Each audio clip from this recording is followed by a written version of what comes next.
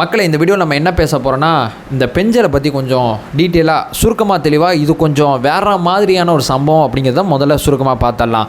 ரெண்டாவது பார்த்திங்கன்னா பாதிக்கப்பட்ட பகுதியில் அமைச்சர் பார்க்க போகிறாரு, அவர் மேலே சேர வாரி வீசுகிறாங்க. இப்படிப்பட்ட நிகழ்வுகள் இதை என்ன கண்ணோட்டத்தில் எடுத்துக்கிறது அப்படிங்கிறது ரெண்டாவது பார்த்துடலாம்.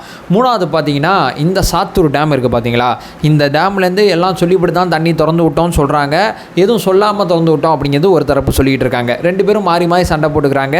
இந்த விஷயத்தில் நம்ம என்ன நிலைப்பாடு எடுக்கலாம், இது மூணாவது. நாலாவது பார்த்தீங்கன்னா விஜய் அண்ணா பண்ண ஒரு செயல் பெஞ்சல் புயலோட மிகப்பெரிய லெவலில் விமர்சிக்கப்பட்டு இருக்கு. அதாவது பார்த்தீங்கன்னா நிவாரண உதவிகளை பார்த்தீங்கன்னா பாதிக்கப்பட்டவங்களை தன்னுடைய அலுவலகத்துக்கு வர வச்சு நிவாரண உதவிகள் கொடுக்குறார் அப்படிங்கிற ஒரு பாயிண்ட் ஆஃப் வியூ. ஸோ இந்த விஷயத்தில் விஜய் அண்ணாவை சப்போர்ட் பண்ணலாமா இல்லை இந்த மாதிரி யோசனைகளை ஆதரிக்கலாமா அப்படிங்கிறத நாலாவது பாயிண்ட். அஞ்சாவது மிக முக்கியமானது என்ன, 4 தானே போட்டிருந்தா இது என்ன புதுசாக 5 அப்படிங்கிற மாதிரி கேட்டிங்கன்னா, இந்த பெஞ்சல் எண்ணெயை விட்டு வைக்கல. இந்த சைடில் தெரியுது பார்த்தீங்களா வீடியோ, முடிஞ்சளவு போட ட்ரை பண்ணுறேன். இந்த வீடியோ பார்த்தீங்கன்னா என்னுடைய வீடு என்னுடைய அலுவலகம் இருக்கக்கூடிய பகுதி. ஸோ இந்த இடத்துல பார்த்தீங்கன்னா நான் பாதிக்கப்பட்டதை இந்த வீடியோவில் போட்டிருக்கேன். அதனால தான் 3 நாளாக வீடியோ போட முடியல. ஸோ பேச வேண்டிய மிக முக்கியமான இயல்பு நிலைக்கு திரும்பின பிறகு நம்ம பேச வேண்டிய மிக முக்கியமான 4 விஷயங்களை உண்மை ஒன்றா தெளிவாக நம்ம பார்க்கலாம். உற்சாக வணக்கங்கள், வாங்க பதிவுக்குள்ளே போகலாம். இப்போ முதல் விஷயம் மக்களே, இந்த பெஞ்சலை பற்றி சில வியத்தகு உண்மைகளை சொல்லிவிட்டு இந்த வீடியோக்குள்ளே போகிறது சரியாக இருக்கும்னு நம்புகிறேன். இந்த புயல் அப்படின்னு எடுத்துக்கிட்டாவே பெருசாக பார்த்தீங்கன்னா 10 to 12 கிலோமீட்டர் வேகத்தில் தான் நகரும் அப்படிங்கிறதான் வரலாறாக இருந்துச்சு. பட் இந்த பெஞ்சல் பார்த்தீங்கன்னா எல்லாத்தையும் போட்டு உடைத்து 3 கிலோமீட்டர் வேகத்தில் நடந்த புதிய ஒரு சகாப்தத்தை, புதிய ஒரு வரலாறை பார்த்தீங்கன்னா புதுசாக படைச்சிருக்கு. அது மட்டும் இல்லாமல் குறிப்பிட்டு சொல்லப்போனால் ஃபன்டோனில் நிறைய பேர் சொல்லிக்கிட்டு இருந்தாங்க, எங்கள் ஊர் பக்கம் 500 கிலோமீட்டர் கடக்கிறதுக்கு 5 நாளாப்பா, ஏன்பா இவ்வளோ பெரிய சம்பவத்தை பண்ணி விட்ட அப்படிங்கிற ஒரு விஷயத்தையும் இந்த பெஞ்சல் புயல் பண்ணியிருக்கு. அது மட்டும் இல்லாமல் நிலை புயல் அப்படின்னு சொல்லி ஒரு இடத்துல போய் நின்றுக்கிட்டு இங்கிட்டு போக மாட்டேன் அங்கிட்டு போக மாட்டேன் அப்படிங்கிற ஒரு விஷயத்தை பண்ணிச்சு. வடக்கு தெற்கு கிழக்கு மேற்குன்னு சொல்லி எல்லா பக்கமும் நகர்ந்து ஒரு விளையாட்டை காமிச்ச புயலாக இந்த பெஞ்சல் புயல் இருக்குது. இது மட்டும் இல்லாமல் இந்த புயல் பார்த்தீங்கன்னா வலுவிழந்து அவ்வளோதாங்க எல்லாம் முடிஞ்சு போச்சுன்னு சொன்னாங்க, மறுபடியும் வலுப்பெற்று புயலாக மாறினுச்சு.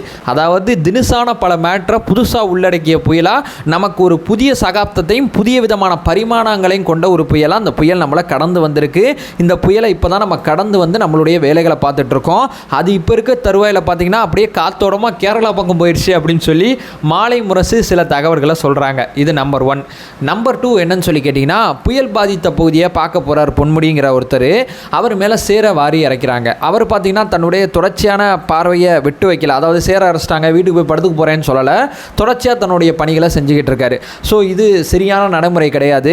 கட்சி சார்ந்து பல வேறுபாடுகள் இருக்கலாம், பல விஷயங்கள் இருக்கலாம். வயசில் மூத்த மனுஷன் முதல்ல.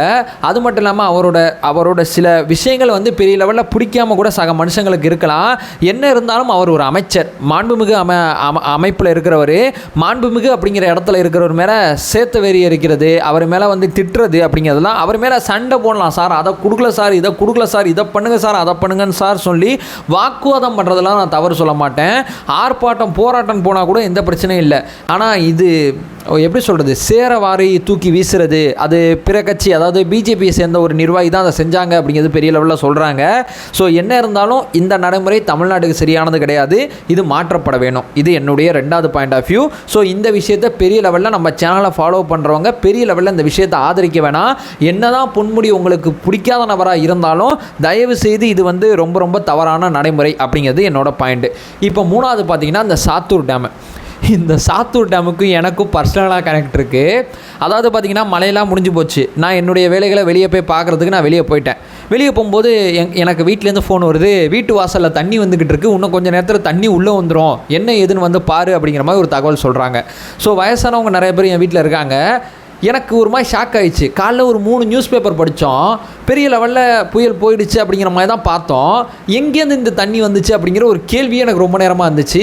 என்னென்னு எடுத்து பார்த்தா இன்றைக்கி ஒரு டேட்டா கொடுக்குறாங்க. அதாவது பார்த்தீங்கன்னா சாத்தூர் டேமில் நாங்கள் எச்சரிக்கை விதித்து தான் தண்ணி திறந்து விட்டோம், இது பார்த்தியா இத்தனை மணிக்கு இத்தனை கனேடி, அடுத்து பார்த்தீங்களா 2, 3வது 4வது பார்த்தீங்கன்னு வச்சிங்களேன் அப்படியே ஜம்ப்பு கிட்டத்தட்ட 45,000 அந்த மாதிரி சரௌண்டிங்கில் இருக்கிறது 1,08,000 அப்படிங்கிற ஸ்டேஜுக்கு போகுது. கிட்டத்தட்ட 2,06,000 கன அடி தண்ணியானது திறந்து விடப்பட்டிருக்கு.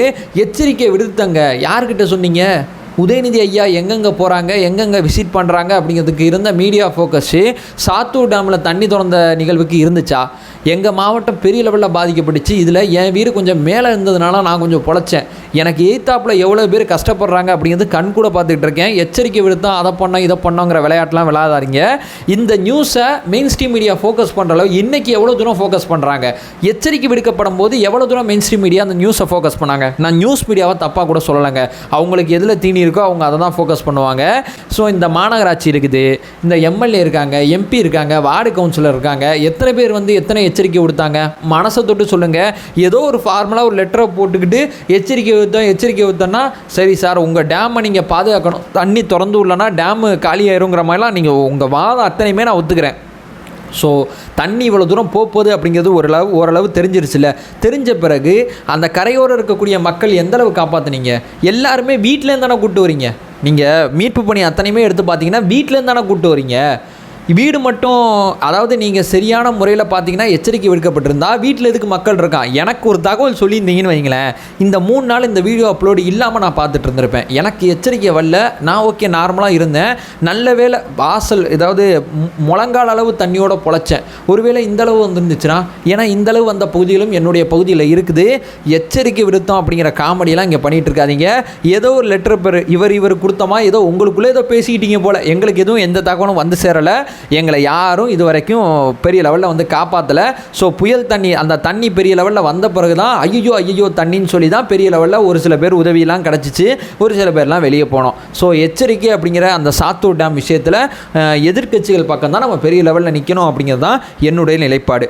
இப்போ 4வது ஃபைனலாக அண்ணா விஜய் அண்ணா களத்துக்கு போய் மக்களை சந்திக்காமல் பனையூர் இல்லத்துக்கு பெரிய லெவலில் வர வச்சு நிவாரண உதவியில் கொடுக்குறாரு. ஸோ ஒவ்வொரு பேர் ஒரு 10 பேரை உட்கார வச்சு பேசுகிறார். 300 பேரை சந்திச்சார் அப்படிங்கிறது பெரிய செய்தியாக இருந்துச்சு.